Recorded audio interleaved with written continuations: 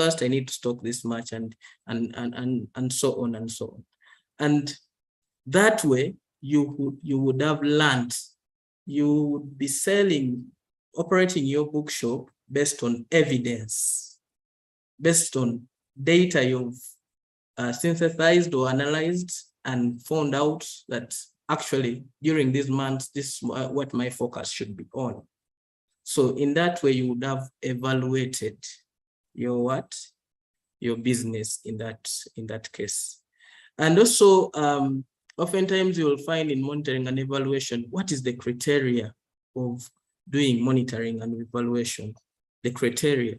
The most common criteria is that of the OECD. That is the Organization for Economic Cooperation Development.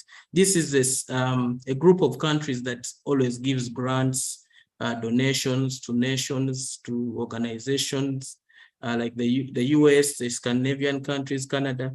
Those are among the countries that are there. So they came up with a standard of doing monitoring and evaluation. And that standard involves aspects to do with relevance.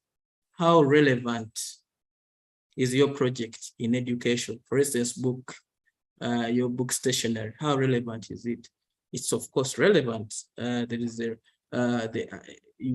link the relevance to things to do with SDGs, the Sustainable Development Goals. You're looking at education, offering services to the education sector. We're looking at the National Development Plan. That is what makes your business relevant stroke project. Efficiency, how well do you use your resources? Resources involve not only the funds you have to start the capital, but also the captors, the mind, the person the labor that you're offering and the mind you're putting onto to do your business or project. Effectiveness is all about achieving your goal, that you need to get derive income out of this business or project that you're doing in your community. Coherence, how fit is this business of yours in the community? You are not expected to start a business that is a taboo in a community. You have to start a business that is acceptable by the people. The intervention is fit. For instance, your bookshop needs to be near in a trading center, near schools, near very many people, near a population of mostly young people who go to school, or parents who are willing to take their children to school. And then the impact is more of not only positive, but also negative. You can do something and it brings a negative impact. For instance, you can start a cinema hall in a village and people stop going to school. The young people, the students stop going to school and they go to watch Rainbow. So you will be making money, but also that money will not be ethical in a way, because you would be in one or the other derailing the community from having their children go to school. But then there are measures in that you can have that business. I'm not discouraging those who have that business. You can have that business, but then you may operate during weekends, maybe when there is football, soccer, and when there is no school. Also, you may operate the business maybe after, in the afternoons when the kids are getting out of. Then there are aspects of sustainability. How are you able to sustain your business? The benefits of your business or project lasts even after you've reduced on funding, or funding has been reduced into your stock. Are you able to reproduce your stock, get profit out of it, and reinvest in, and get the sustainability bit of it, that the business now is self-sustaining? You don't need to go and borrow from mom and dad and other money lenders or banks or circles for you to continue with the business. So those are the aspects of monitoring and evaluation that I wanted us to get grasp on, because mostly monitoring and evaluation focuses on those criteria. There are other criteria that they add: coordination,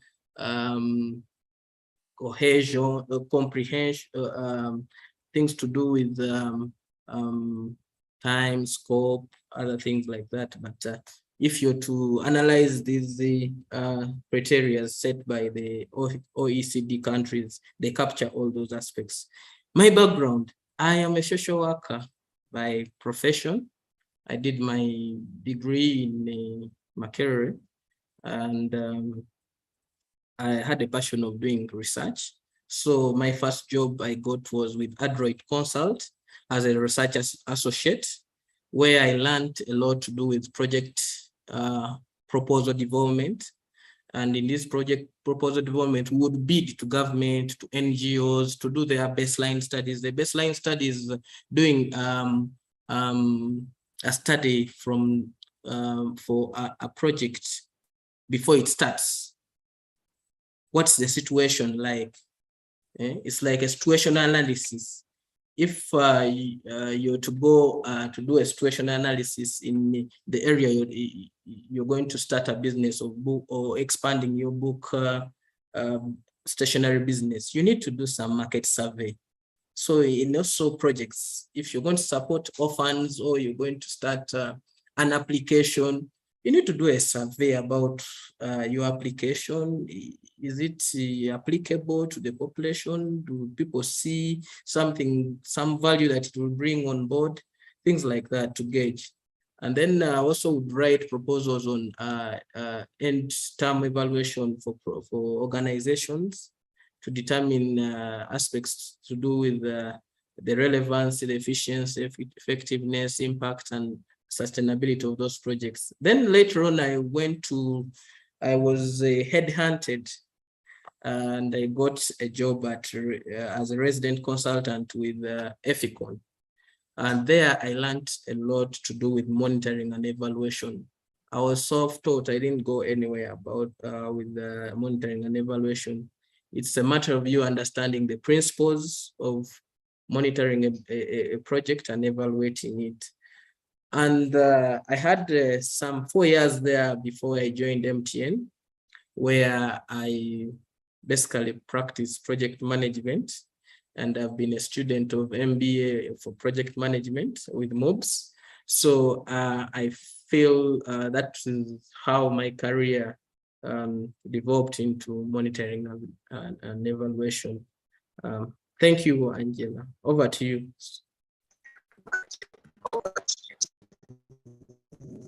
Thanks so much for explaining. So my question to you is, I'm wondering as a skill or something that someone needs to go to school and it can be developed. How can it someone like me?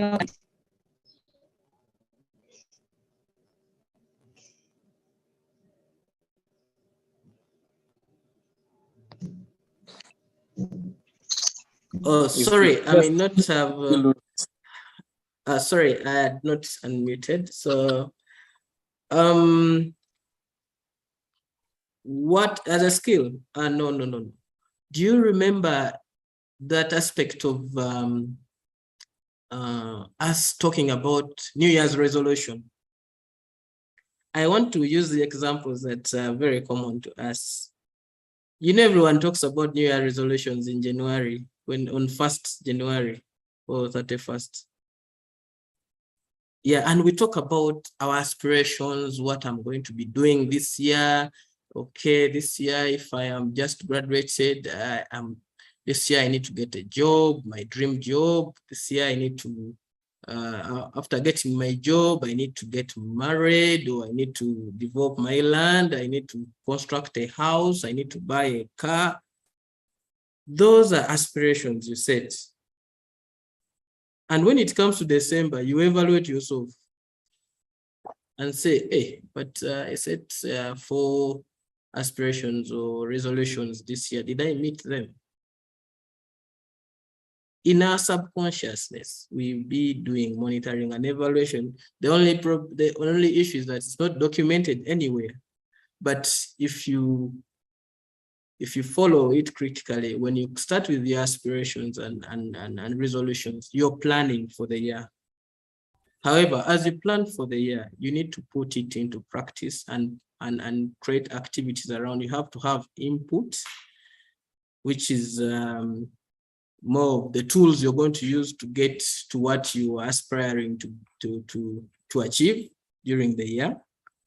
And as you reach June, you have to do a midterm evaluation. You evaluate your resolutions. Out of 4, how do I score? Have I achieved the 2?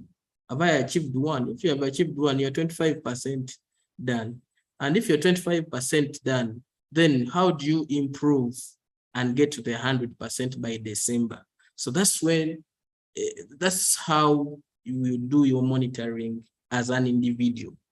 The same applies to a business, like I had explained on the aspect of a stationary business or a project. You ought to check if the project runs for 5 years. You've done a baseline in year 1, and the baseline tells you that then the school dropouts are about 40% in the community. So for you to achieve that in 5 years and address that issue 100%, is that by the 2nd year, you should be at 20% reduction in school dropout. And by the end of the project, you should have addressed those aspects. But you can't do that alone. You do that with tools, you do that with resources, you do that with a team, you do that with the community, because stakeholder management is very important. You have to map out, because one of the things that we see in projects is that there are those for and against you. Those are factors out there. They may be political, social, economical, technological, legislative, and environmental. So all those aspects, when you do PESTEL and the SWOT analysis, the external and internal factors, the opportunities and threats, you should be able to address those issues. So for me, it's you can be self-taught. There are many courses that cover this, but also when you choose to take on a career in monitoring and evaluation, you ought to do something like a diploma. You can start with a certificate. It can ignite you to do a diploma, and also there's some certifications in project management that cover aspects of project monitoring and evaluation. It is another way of saying you are studying project auditing. You can be an auditor of a project, in other words. Over to you, Angela. Thank you so much, Mr. Nelson. I wanted to know something. In project management, there's always a word, learning, in it. I want to know, what does it mean in monitoring and evaluation, and what are indicators of a good monitoring and evaluation in a project? Okay. Thank you very much, Angela. Oftentimes organizations will say a monitoring and evaluation department, monitoring and learning department. So the learning bit of it is an aspect of, yes, you're monitoring, you're collecting information from the different activities. You're collecting information on the risks the project may incur, the achievements it's having, but how did it achieve it? The evaluation, you're doing the analysis of that information or that data to make information or findings. So the findings, you turn them out to be recommendations and learnings that you may use, or you must use, or you can borrow from when you're doing another project. It may not matter whether the projects are related or not, but you can benchmark and utilize the same lessons you had the other side to address your interventions in the next projects. This is called learning. It means you've learned from the past. You see, we have that thing, learning from your mistakes is very important. For instance, most of us here, if I may do a survey, if quickly, how many of us have done a certificate in computer? In Microsoft, in Excel, in PowerPoint, how many of us have done that? I'll revisit the chart on that. So most of us are self-taught. I don't want to bias the results, but most of us are self-taught. Even when you did the certificate, you may realize that it just opened your eyes on how to start a computer. But when you go back home, you forget what the teacher told you. But if you do it yourself, you make the mistakes, you learn over and over again and become an expert. Sometimes I'm at my workplace and people ask me, how do I remove this icon here in Word? And it's because I learned it on job. I am able to support such a person, but I don't have any certificate on my books telling me I did computer. But if you learn by yourself, you should be able to get better and better in doing your projects that come after the ones you've done and learned from those recommendations. What are those good, I would call them practices of good monitoring and evaluation? The first one is planning. Monitoring and evaluation involves planning. You plan, you have to have a monitoring and evaluation framework. If you have goals and objectives and you've set your outcomes, you've set your targets for a project, you should be able to have a framework in which you're going to track those deliverables for your project. So you have to have a very good design of the project plan, of the monitoring and evaluation plan, which involves the scope of your work. Is it the scope, the design, the implementation? How are you going to implement it? What's your resource like? What's your resource envelope like? Most organizations, the recommended budget for monitoring and evaluation is about 5 to 20%. You should do an average of that. It's about 12%, but that's a huge amount of money. Those are projects that are very huge. For instance, a project on climate change may require a lot of monitoring than a project on say, school dropouts.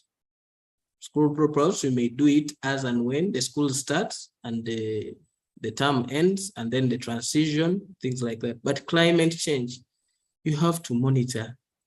Was it sunny today?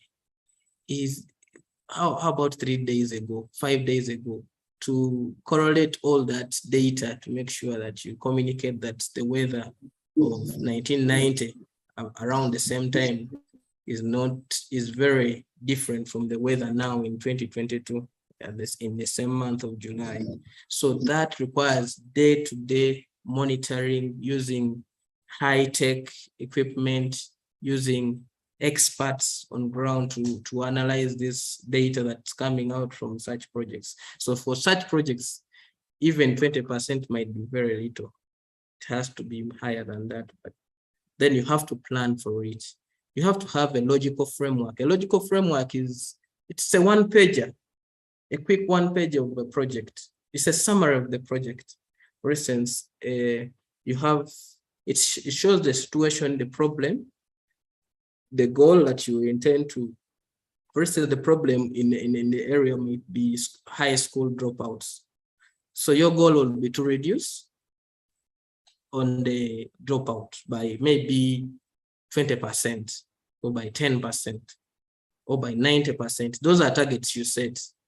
Then your objectives come out of the program. So you set out objectives to address that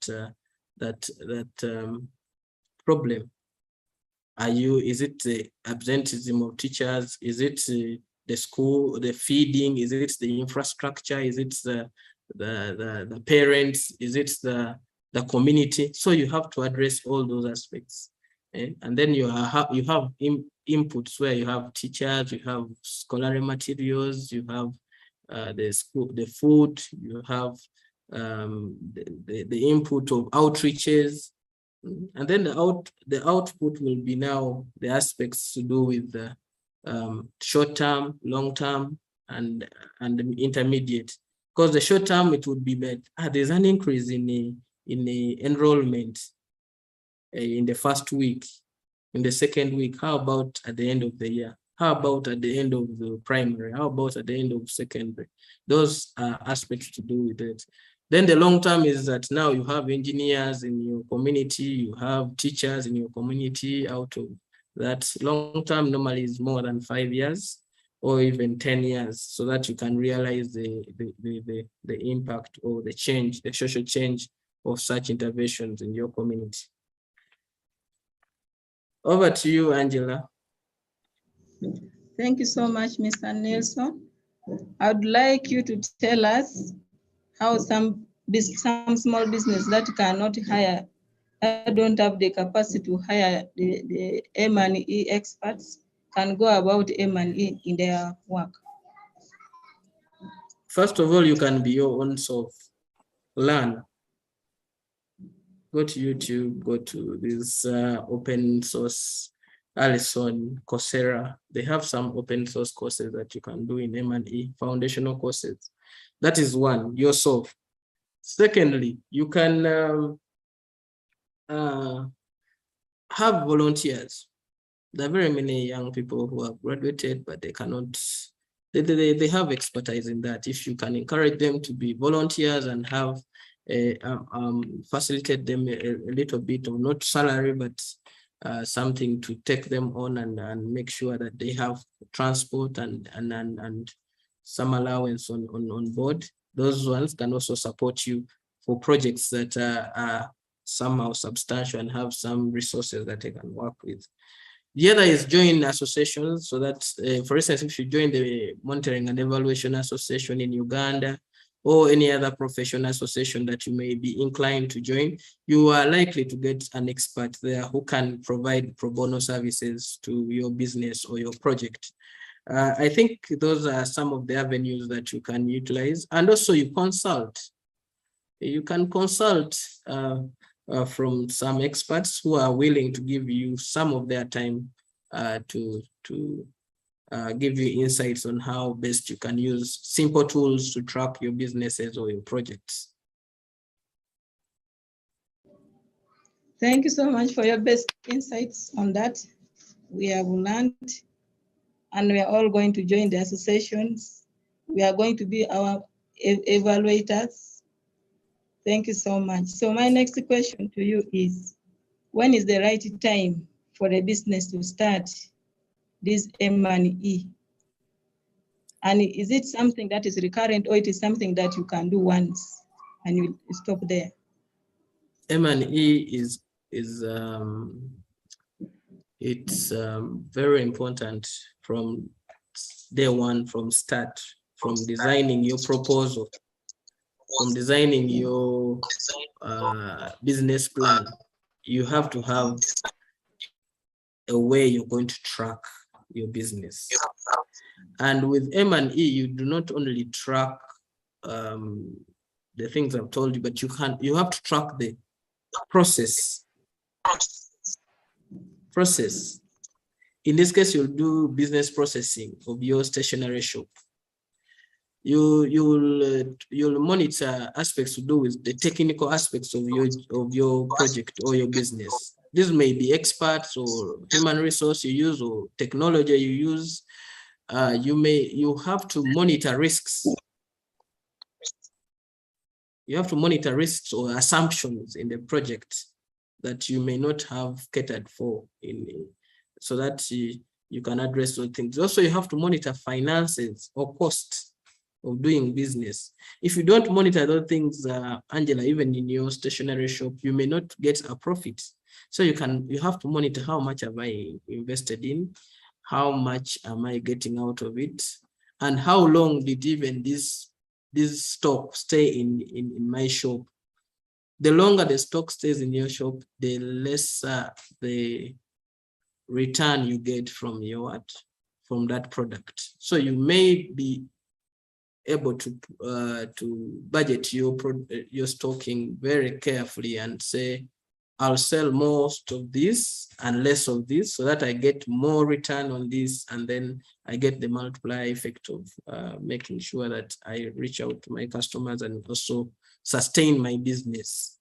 So monitoring and evaluation, especially monitoring, is continuous. Evaluation can happen once in a while, but monitoring is continuous and continuous and continuous. Thank you so much, Mr. Nelson. I'd like to tell you most memorable experience in M&E.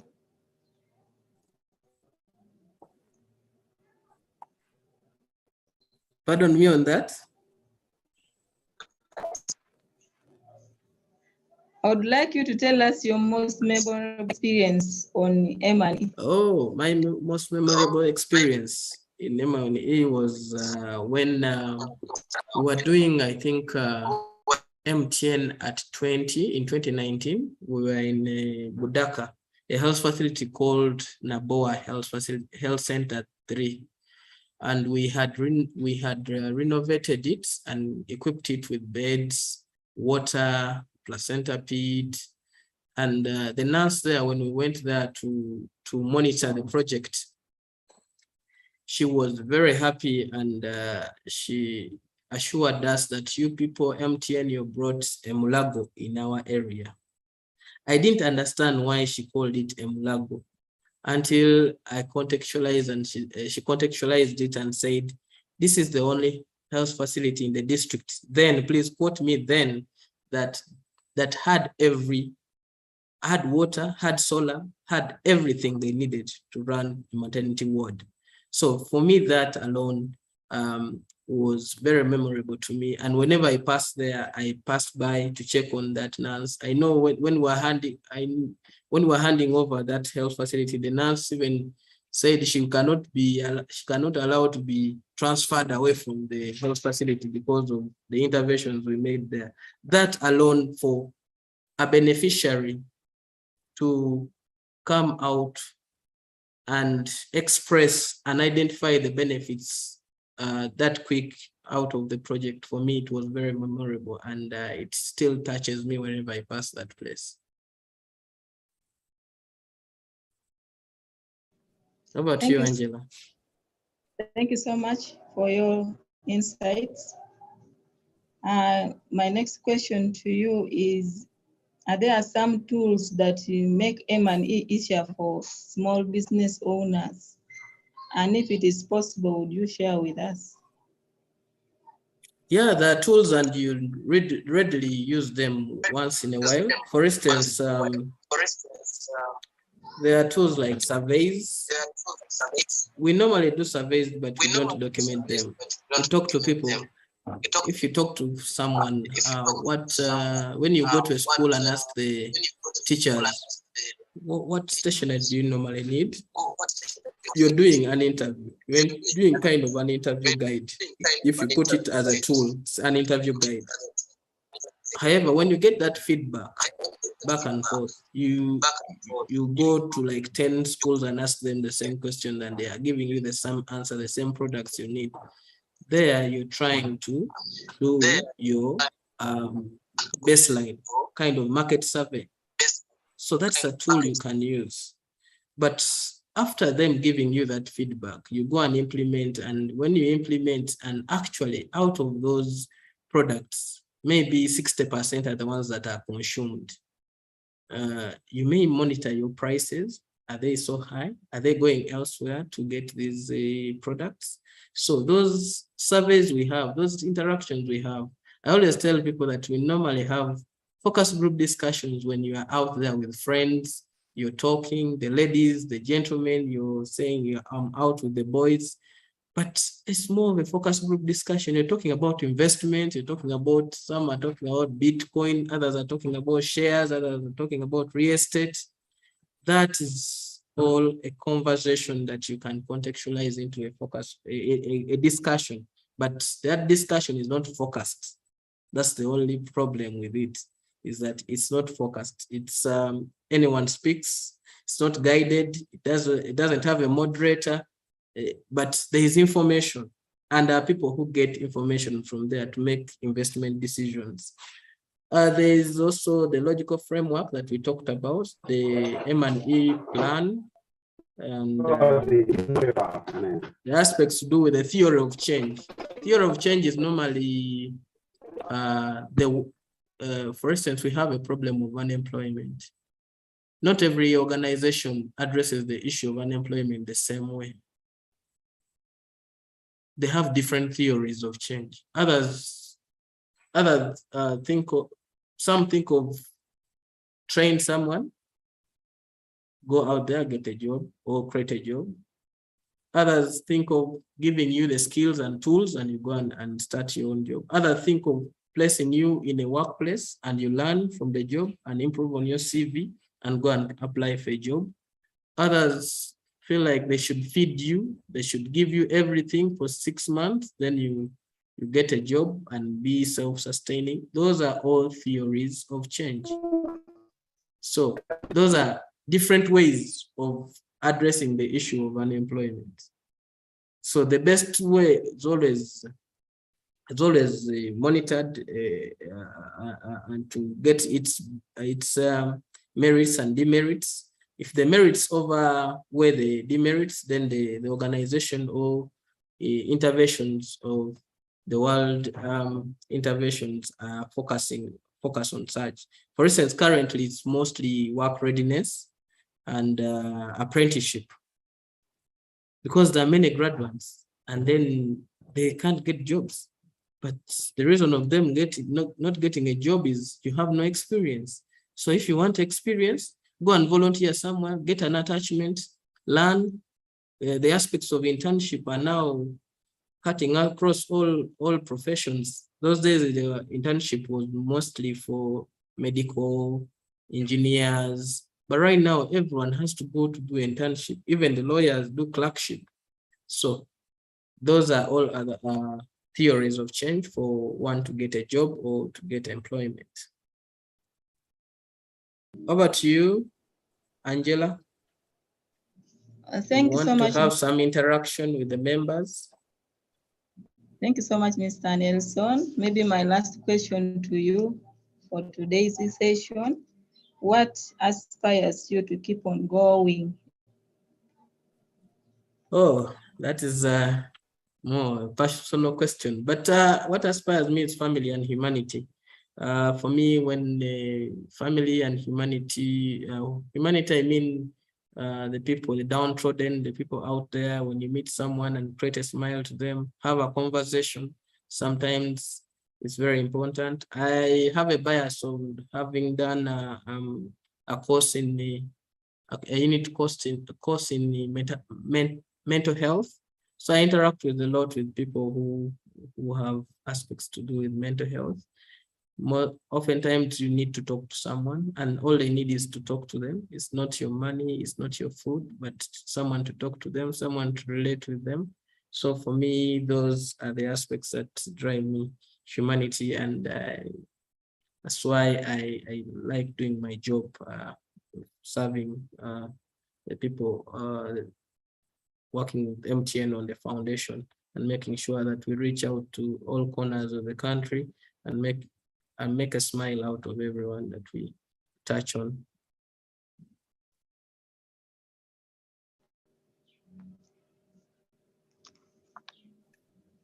Thank you so much for the presentation. What's up? All right. Yes, Angela. I think this session has been outstanding for me because it has been quite technical. Of all the sessions we've organized, I've been looking forward to this session and the session on data as a resource for businesses. And I think this has been very technical. Nelson has gone a long way to break down what would have been difficult to understand and has simplified it. For me, what stood out mainly was the statement that even when we are thinking to ourselves subconsciously, we are always doing monitoring and evaluation. And it's just that we don't document it. And also the aspect that when 2 or 3 friends gather, there is always a conversation that has a lot of information, but just because it's not structured, it's not well moderated, it doesn't have the perks of a learning conversation. Sometimes that information is left there, yet there could have been a lot to learn. I thank you very much, Nelson, for what you've taken us through so far. And our participants today, we've picked at a number of 42. And currently we have 37 people. So I'm very grateful for those numbers. We still have about 20 minutes before we can wrap up. So I saw one question, but before I can go through that question, I just want to remind all of us, if you have a comment for Nelson, if you have a question for Nelson, feel free to drop it in the chat. And if the chat is not working for you, please raise your hand. The moderator will be able to call upon you to make your comment or ask your question. So the question I saw, Nelson, was from a lady called, I think it is Chomjisha or Chemigisa. Yes. She asked that can it be understood that monitoring and evaluation is the part, yes, it is Chomugisha Janine, if I've pronounced that right. She's the one who asked that question. Can it be taken that monitoring and evaluation is how one strikes the balance between the goals of the business and the activities they do regularly? Could that be the simple summary of it? Yes, absolutely. You, if to ask the person asking the question must have a business background or accounting. Yeah, that's it's doing checks and balances, because when you check, you're trying to monitor, and then after you get the response or the output of that check, you are able to make a decision. It's monitoring is all about, it's all about decision making. And when you check, when you're checking, you must be inspecting something, you must be monitoring something. And for you to create the balances here and there, it may be funds, it may be resources, human resource, it may be inputs. There it helps you to reallocate your resources in a proper way. And in that case, you're able to achieve aspects that we talked about, the efficiency, how well you use your resources, and effectiveness, how best you can achieve your objectives. Thank you for that, Chomhendo. All right. I just also wanted to slide in one question as we wait for the others that may come in. Chomjisha Janine says, you are welcome. Yes, I believe you hit the nail right on the head. My question was, is there like a regulatory authority or an association that brings the people who do monitoring and evaluation together?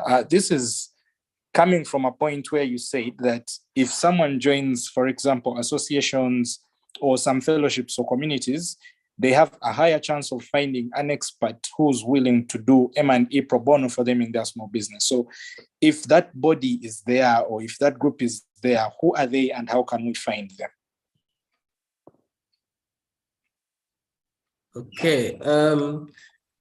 There's an association, M&E Association of Uganda. It has most of the M&Es of companies and ministries, departments, and agencies in the country.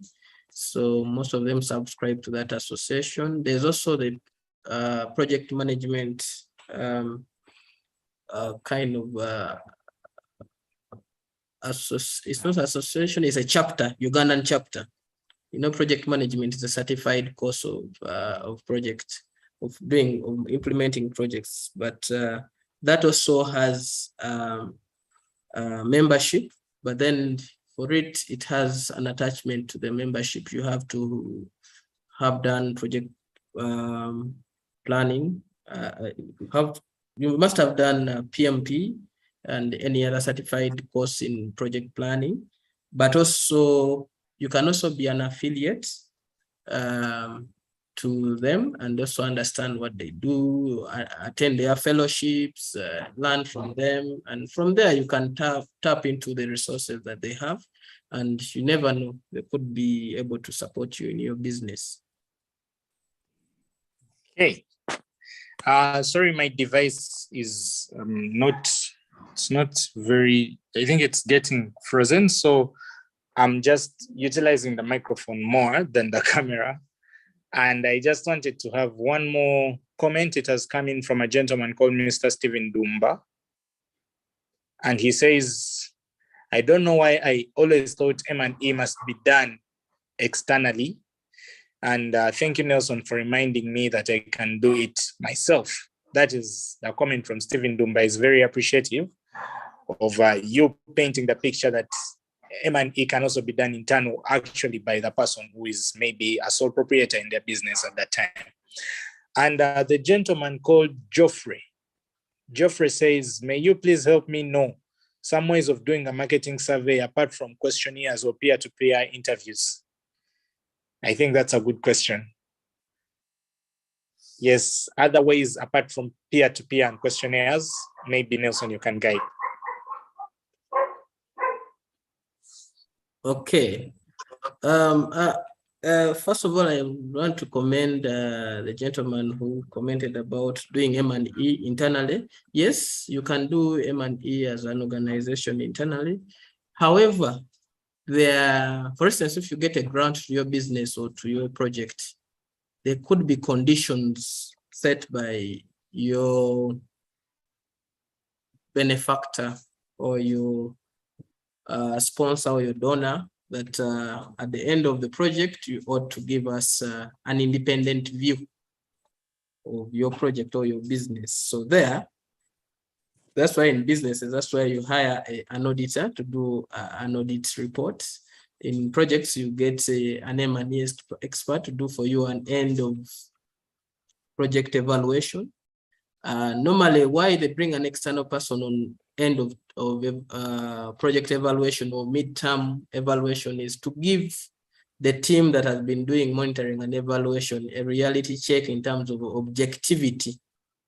You may be covering certain things, so the external person is hired in that to give an objective view of the position of the organization or the project or the business in terms of its performance, checks and balances. But over and above, you can do it internally. Especially monitoring is done internally. Evaluations are normally external. Yeah, but when you marry the two, monitoring and evaluation, you can always do it internally, depending on the restrictions you have with your donors or the people that give you the grant. Other ways of doing a market survey other than interviews, I think there's what they call participatory observation. You have to walk, you have to move, you have to do, as you walk and observe, you have to attribute whatever you're observing to some activities, to some implications, to, for instance, Angela here does, I'm using Angela's example. If she's to start to scale up her business, she has to go somewhere and start having a conversation, informal as it may be. Take a walk and observe how many shops are there, what do they sell, what do they do, if they're there, do they do graphics, do they do printing, do they do photocopying, do they do other stationary things. So you need to find a niche. What is not there that I can offer? What service is available but not quality? So you have to participate, and in participating, you should be able to go and also get a copy of a printed material out there so that you can check the quality. That way you're doing your survey.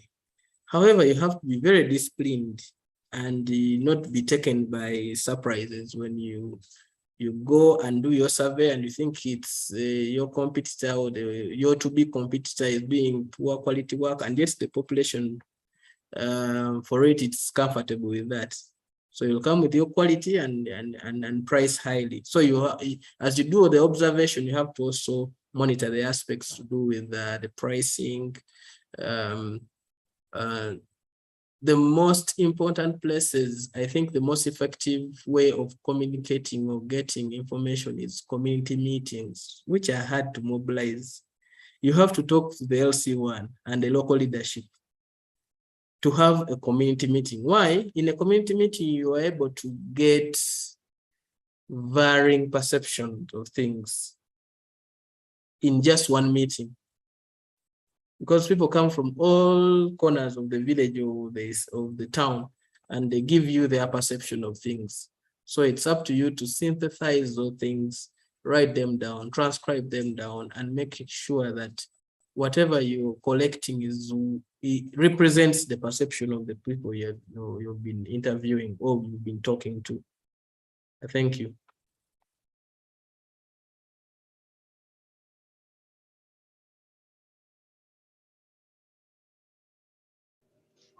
Thank you so much. I think Benson Arinda, your hand is raised. There's something you want to say, please. Yes. Thank you very much.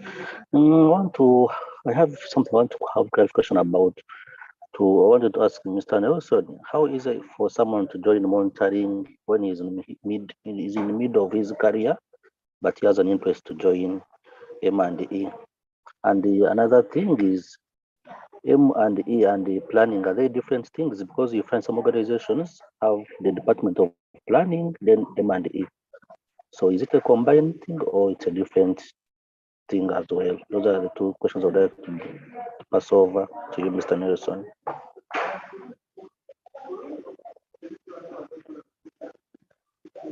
Sorry, I got the aspect of the planning and M&E. The other, I missed it. How easy is it for someone to cross from the different discipline to go into M&E when he's in the middle of his career? M&E is very, very cross-cutting. The engineers who are M&E experts, the accountants who are M&E experts, it does not have a particular discipline that it focuses on.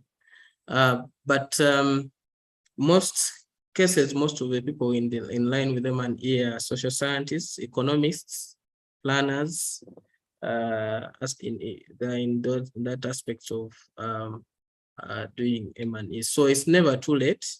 It's you getting the principles and implementing them and practicing them. But this, so M&E is related to aspects to do with data management, statistical packages like SPSS, Epidata, because you need to have evidence-based reports by collecting this information from questionnaires and then triangulating them with the interview guides, and how you can incorporate the different methodologies of collecting information and make sure that this information is consolidated to give a true picture of the project of the business. There's planning and M&E. In most organizations, I think, is it government? Is it district local government? But planning is more proposal development. Making proposals. And if it's local government, there's physical planning, there's that. So I don't know what you mean by plan. But for me, what I see, I perceive with this question is the aspects of proposing what we can do. If there's a problem, you make a proposal. The M&E team is there to set up the M&E plan of what you propose to achieve and track your activities. In parastatals? Yeah. Oh. Okay. It's parastatals. Okay. You see, you even said parastatals. Parastatals are quite big and they have big budgets and also have big teams. And when you talk about M&E in a parastatal, is that there are several projects. If you realize in those parastatals, the planners are there, but they plan different types of projects. And then the M&E teams are separated to follow. There's an M&E expert who is attached to a project, maybe on the roads, another one attached to agriculture, another one attached to a new product, another one. The essence of the M&E team on the to follow these projects is for them to track and monitor against the targets you set. Of course, you would have set out and also develop indicators that are able to give the true picture of the projects that you're doing in terms of performance, in terms of meeting the said objectives, in terms of utilizing the resources. So the M&E is there to give the evidence-based information so that the management can use such information to take decisions against or for the project. I think that also brings in the aspect of the lady who brought the checks and balances. It helps management because management is not there following up on these projects, but in these regular quarterly meetings, they have these updates from the M&E team. Over to you. Thank you Angela. so much. Thank you so much, Mr. Nelson. Maybe the last question, because our time is up, is from Dr. Moses. He's saying, thank you, Mr. Nelson. Our community subjective views of ongoing projects in their space. However, they carry influence from stakeholders, such as politicians. Is there an M&E tool to address these influences? Yes, now that is stakeholder management. There's stakeholder mapping. You have to map your stakeholders, and the number one stakeholders are politicians, but normally they are not the right people. But you have to have them in your mapping. You need to know how to deal with them. For them, you consult them, you ask permission to go to the district, you tell them what you're doing, but they cannot give you the technical aspects. They will always allocate places where they are elected. So you have to be very conscious with the politicians. And then the technical people also you massively consult them on technical aspects, especially on data. For instance, doctor, you will be in health, so they would say you want to start intervention to reduce on the death of mothers in a district. You have to go to a sub-county that is far too rich, that has no health center 3, that does not give birth, that has a high rate of mortality, to go there, because the data given to you by the technical team is pointing you to a sub-county that is suffering from that problem. And then the community, you have to triangulate that information of the politician and the technical people to the community. Ask the community, what's the community saying? And then within the community, there are those called the opinion leaders. They are retired people, senior citizens. They are seated at home. They don't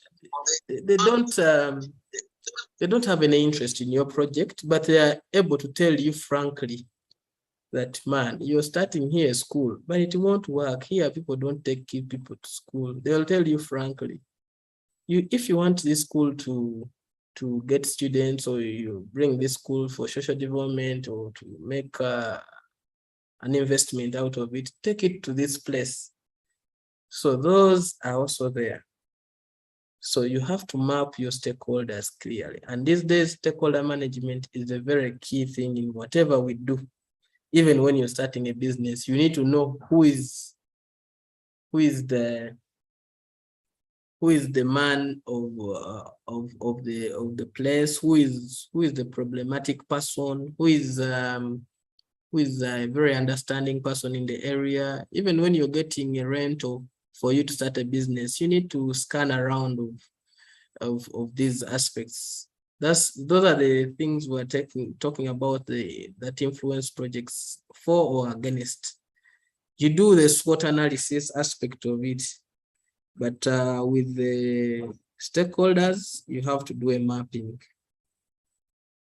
You map them and then allocate them their due respect. Angela. Thank you so much, members. Please let's show our guest speaker for love for the best presentation he has made so far. Let's show him love. Let's show him love in the chat. Please let him know that we have learned something today. We have not gone empty. Please design the chat, show him love, let him go, knowing that we have learned a lot. He has changed our minds. He has changed our businesses. He has changed our thinking. Thank you so much, Mr. Nelson, for your time. And thank you so much, our dear participants, for sparing time to learn something. Thank you so much. Feel free to log out.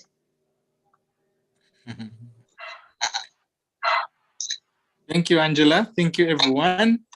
That brings us to the end of our session. Thank you, Nelson.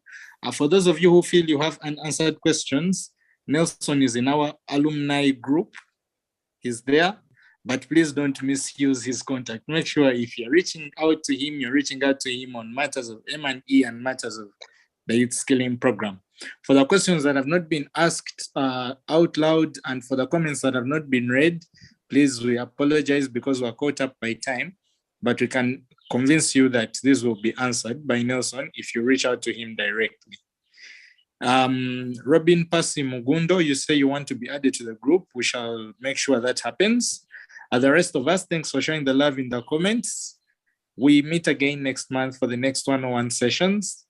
Have a lovely afternoon. Goodbye. Lovely afternoon too.